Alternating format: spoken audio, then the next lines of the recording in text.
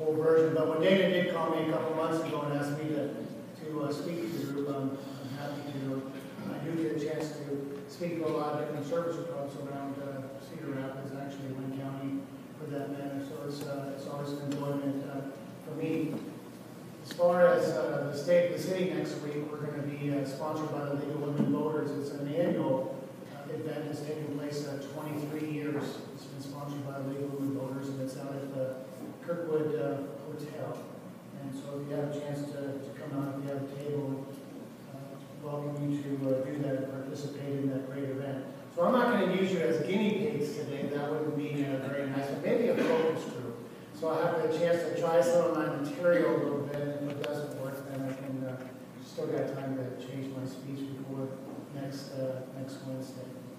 But when I look at the state of the city, there's a phrase that, from my view, and maybe you'll share that as we talk this thing through a little bit, and then we'll open up some time for questions. Have you ever heard the term second wind? Second wind is oftentimes a description that describes an athlete, where that individual is in a race and just almost doesn't have any energy left. And they're dragging, and then something happens inside them. And all of a sudden they catch their breath, and they feel this renewed sense of energy that allows them to pick up their pace and hit their stride again. That's called a second wind. I actually feel that's where Cedar Rapids is right now. Right after the flood, we were kind of knocked down to our knees. We didn't know what was going to happen. We didn't know about federal funding or state funding, what was going to happen to the homes and the businesses. And there was just so much uncertainty and a lot of despair. And now it's been 4 years later now, we have this second wind. And there are 3 or 4 main reasons that I think we have our second wind, and I don't have a chance to go through all 4 of them today, but I did want to take one of those key reasons why I think it's more than just this feeling that we have the second wind, but there's the data and the information that kind of proves that we have the second wind. One of the reasons I believe we have our second wind is because of the policy that we implemented right after the flood to buy local, build local, and deploy local in conjunction with strategic investment in the community. Now, some people might think that buy local, build local, employ local is a political slogan, and sometimes it's used in politics, but it's also an economic strategy. It's a way to try and keep as much money locally as you possibly can for a multiplier effect. And that's what we've done with all the city projects. And that has been a good thing for Cedar Rapids. The companies that are doing the business, whether it's Nelson Electric or Brecky Mechanical, are all local companies. And when that money stays local, those businesses keep that money local, they share their profits local. I think you just saw the news last week, United Way topped over $10 million again in donations for the 5th year in a row here in Eastern Island, in County, United Way service area. That's phenomenal, considering what we have had to deal with locally with the flood, but in addition to that, the recession that started in 2008. And one of the reasons that United Way made that goal is because the local companies stepped up and contributed. When you have out-of-state or out-of-the-region companies come in and they do the work, they take the resources with them. They just don't have the same allegiance to the town or connection to the town as a local company does. Well, in addition to just the company owners, it's all the employees that then spend their paychecks here in the Cedar Rapids area in the region versus workers that hike back to Minneapolis for the weekend with their paychecks in their wallets. But it's more than just this ripple economic impact. It's a matter of community pride. Just take a moment as you drive around town and you look at one of the construction projects and you see that banner hanging over the side of that construction fence that says Iron Workers Local 89 or Climate Engineering. Those banners are more than just advertising. They are advertising, but it's a sense of pride. And that goes a long way as days and weeks and months and years from now as we walk around our community or drive around the community, many people will be able to point to the different buildings, whether it's the library or the fire station, and you say, I know someone who helped build that facility. That's that community pride. Now, when I talk about buy local and build local and employ local, sometimes people are a little concerned. They say, Mayor, don't you believe in regionalism? And there's this big push for regionalism, regional development, regional branding. Are you saying that buy local, build local, is that anti-regionalism? No, it's not. Actually, a stronger Cedar Rapids makes it better for the region. And I actually think regionalism isn't possible unless Cedar Rapids is strong.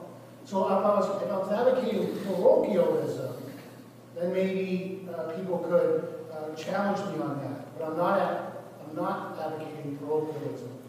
I'm advocating for a strong Cedar Rapids is good for the region. Let me go out for a different speech, Dana, for a different day, but let me get back to the second unit. Buy local, build local, employ local. But it has to be coupled with the strategic investment.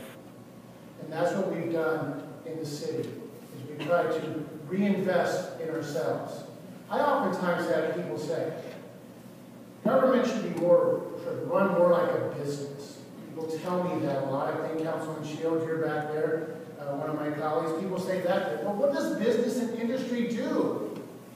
I heard the president of Rockwell Collins at an event a couple of weeks ago, says they put 22% of their revenue into research and development. We just saw the cranes over here on Interstate 380. Cargill put a $20 million investment into that little plant. We see what the medical district is doing, what St. Luke's and Mercy and PCI, how they're upgrading. We're seeing what Coe College is doing. Every one of these businesses is doing exactly that. They're investing in themselves. Why? Why is Rockwell investing in research and technology? So they can think of the next product and create the next product, because if they don't, the products they have 10 years from now are going to be obsolete. So if they want their company to succeed, they got to keep investing. Otherwise, they'll be out of business, they'll lose market share. Communities are exactly the same way. If we don't invest or reinvest in ourselves, we'll be obsolete. I remember a sermon a minister gave, this is a while back, and he lived in Pennsylvania, and he's gone for the weekend. He came back, and before he started his sermon, he said, I happen to be back in my old hometown in Pennsylvania. He said, nothing's changed. Everything is the same. Every building is the same. Every street, everything's the same. But one thing had changed. Fewer people lived there. People were moving out. Nobody was moving in because the town didn't change. So it did change because it didn't change, but it changed for all the wrong reasons because you didn't change for all the right reasons. So that's what we did. We invested in Cedar Rapids. When you believe in yourself and you invest in yourself, others take notice. They start believing, and they start investing. And there was this 18-month period that all people saw was public sector investment. And believe me, we got a lot of pushback on it. We said, well, you're kind of careless in your spending there, Mr. Mayor. You're really sure we can afford a new library. Some people actually accuse us of being wasteful in some of our efforts to rebuild. And so for this short period of time, this 18 months, all you saw was public sector investment. And that concerned some people. But what's happened? What's happened now in the last 12 to 18 months? you are seeing an incredible amount of private sector investment. The private sector didn't know which way Cedar Rapids is going to go. So they wanted to take a step back. They said, well, we'll just wait to see what happens. Internet, they decided to build a brand new building, $20 million. Of course, PCI decided to build $37 million. On top of that, the Hall Prime Cancer Facility, $25 million. We just announced $90 million for the Westdale Mall. Rainy Rose invested on First Avenue $10 million. Cargill invested $20 million. Amtech, which is a spin-off from Amanda, invested $2 million. It keeps quiet. Ruffalo Coating just announced a $15 million investment. CRST's got a new corporate headquarters. All of a sudden, now the public sector investment pales in comparison to the private sector investment. This $90 million deal for Westdale Mall, $90 million. That's more than we spent on the library and Paramount Theater combined.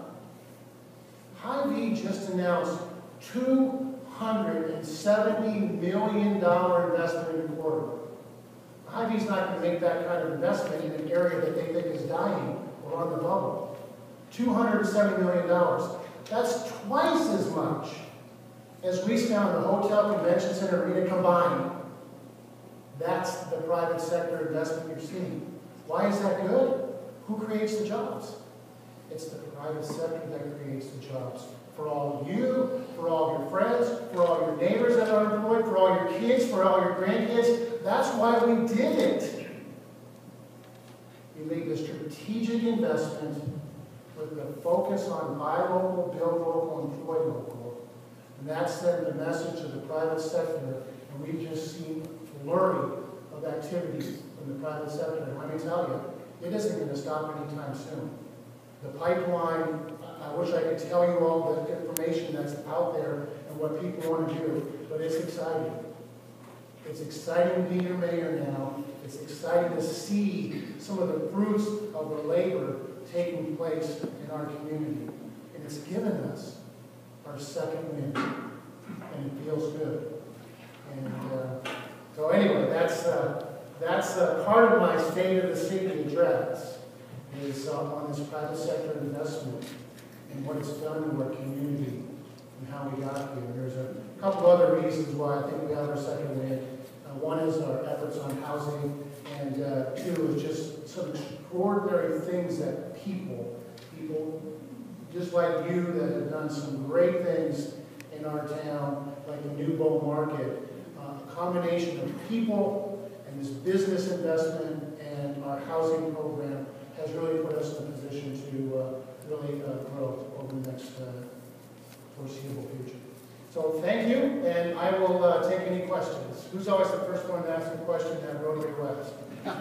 we know who always asks the first question at downtown Rotary, but I didn't know if Rotary West had the same one.